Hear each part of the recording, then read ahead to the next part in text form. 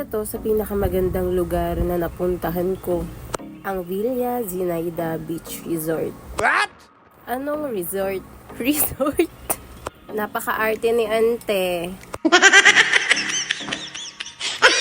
Anyways, highways, matatagpuan to sa Calatagan, Batangas. Bumiyahe kami ng 3 to 4 hours simula Manila hanggang Calatagan, Batangas.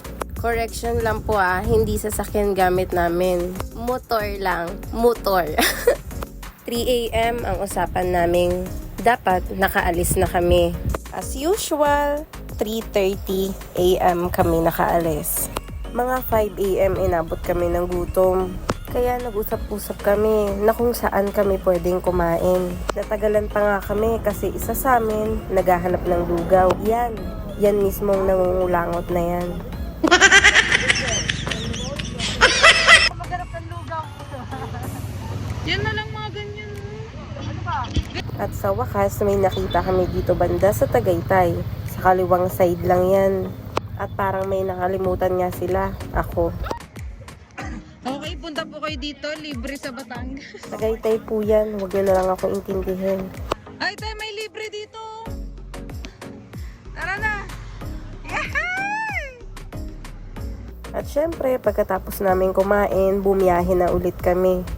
Isa sa pinakamasarap sa pakiramdam ay yung bumibiyahe ka kasama ang barkada at kalimutan ng pamilya.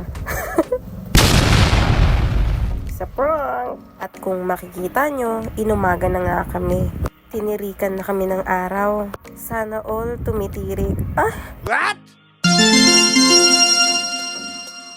Finally, andito na kami sa Calatagan Road. Siyempre, di mawawala yung pitsur-pitsur. Nga pala, 4 na motor yung dala namin. Siyempre, hindi akin lahat yon. Yan na nga pala yung daan papasok sa Villa Zinaida. At siyempre, kung may papasok, lalabas ka ulit. Wale. Anyways, malapit na tayo dyan. Sobrang sarap mabuhay sa mundo, no?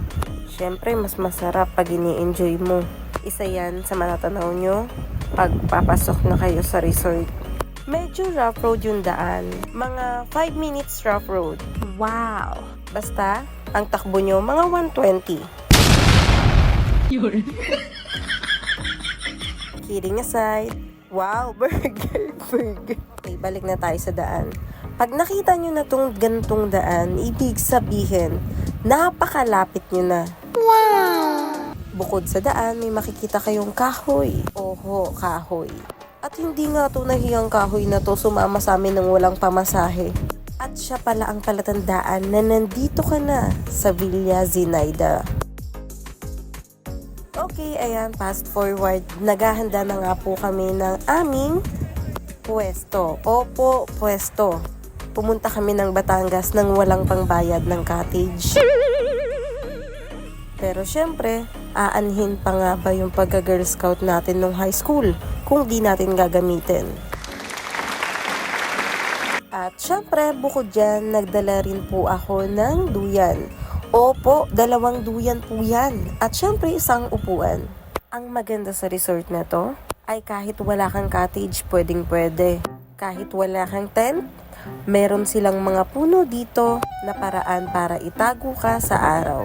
Isa ito sa lugar na napakasarap puntahan. Sa sobrang sarap, dahil wala nga kaming tent, pati buhangin nakain namin nung humangin. What? Oho, nakain ho namin. Kaya kayong gagala, abay magdala-dala na ng pera. Ateng! Huwag masyadong kuripot. Isa iyon sa mga natutunan namin. Kaya sa ngayong paparating na gala namin, abay umorder na kami ng tent, ateng. Diyan nga sa mga oras na yan ay kumain na kami. At syempre, hindi mawawala yung pag-welcome namin sa inyo. Ayan, at kung makikita nyo nga po, mukhang napilitan lang talaga sila sa akin. Oho, mahiyain po talaga yung mga kasama ko at ako lang po ang makapal ang mukha. Wala po akong ambag sa pagkain, pero ako ang pinakamalakas kumain. Ayan, sa mga nakaabot nga po dito sa video to, maraming salamat ho. Maraming salamat din po sa nagwalis dito banda sa amin. Namoy lang yung ano. Hindi mo kaya nasa Batangas tayo. Ano, be? Hindi mo kaya nasa Batangas tayo. Sa Batangas pala tayo. Parang sa ano na tayo, Baseco.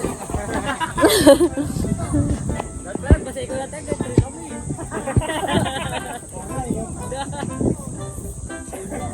Tumayo ka tayo. Kaya sa tabi ng pier, ganito yung kami. Di ba?